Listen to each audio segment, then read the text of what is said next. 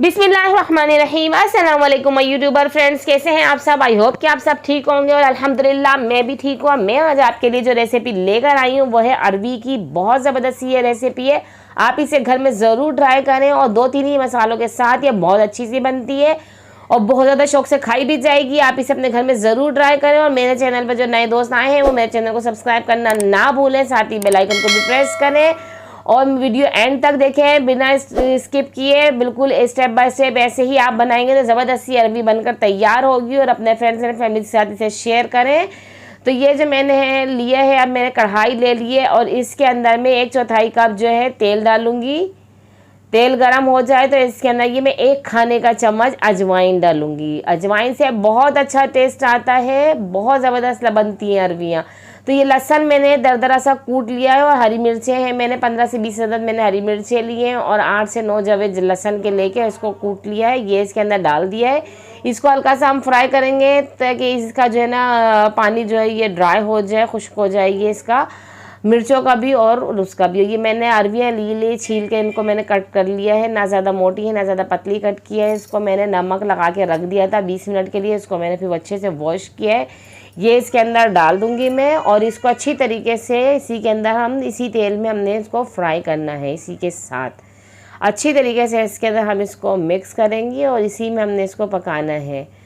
इसके अंदर कोई पानी वानी नहीं डलेगा, ये अपने ही पानी से और भाप में बिल्कुल गल जाती है ये, इसमें पानी डालने की ज़रूरत ही नहीं पड़ती है। बहुत ज़बरदस्त ये भी अरवियाँ आई हुई हैं, बहुत ज़्यादा अच्छा टेस्ट देती हैं ये, बिल्कुल दूधी दूधी सी लगती हैं, इतना ज़बरदस्त इसका टेस्ट आता है। तब इसके अंदर हमने नमक डाल दिया हस्बे ज़रूरत। इसके अंदर नमक डालने के बाद भी हमने इसको अच्छी तरीके से मिक्स करते रहना है, फ्राई करते रहना है इसको। बहुत ज़बरदस्त ये बनती है। तो इसको थोड़ी देर हमने इसको ऐसी ही इसको तेज़ आंच पे हमने इसको फ्राई करना है। फिर इसके बाद हम इसे लो फ्लेम पे रखेंगे। तो अब इसके अंदर मैंने ये 1 नींबू का रस डाला है। खटास बहुत अच्छी लगती है इसके अंदर। तो जब अच्छे से ये फ्राई हो जाए, इनके ऊपर हल्का हल्का सा कलर आ जाए, तब आपने इसके अंदर लेमन जूस डालना है और उसके बाद फिर इसको आपने कवर करके पकाना है। कवर करके इसको 7 से 8 मिनट हमने कवर करके पकाया है और ये जो है बिल्कुल गल चुकी है, बिल्कुल तैयार हो गई है ये आप देख सकते हैं। इसके अंदर मैंने कुछ भी नहीं डाला है और बहुत कम ही चीज़ें डाली हैं और बिल्कुल अच्छे से ये बनकर ये देखें ये हमारी ये तकरीबन गल गई हैं। अब इसके अंदर हम डालेंगे हरा धनिया कट करा हुआ। कट करके हमने हरा धनिया पहले से ही रख लिया, उसे वॉश कर लिया है, वो इसके अंदर हम डालेंगे। बहुत ज़बरदस्त ये बनता है। तो अब इसके अंदर हरा धनिया के साथ हमने इसको मिक्स करना है। ये हरी भरी सी हो गई है। इसके अंदर हरा धनिया डालने के बाद बस इसके अंदर यही मसाले डालेंगे और ये बिल्कुल बनकर तैयार हो गई है। अब आप इसे सर्व करें अच्छी तरीके से, इसे खाएं चपातियों के साथ, बहुत ज़बरदस्त लगती है ये।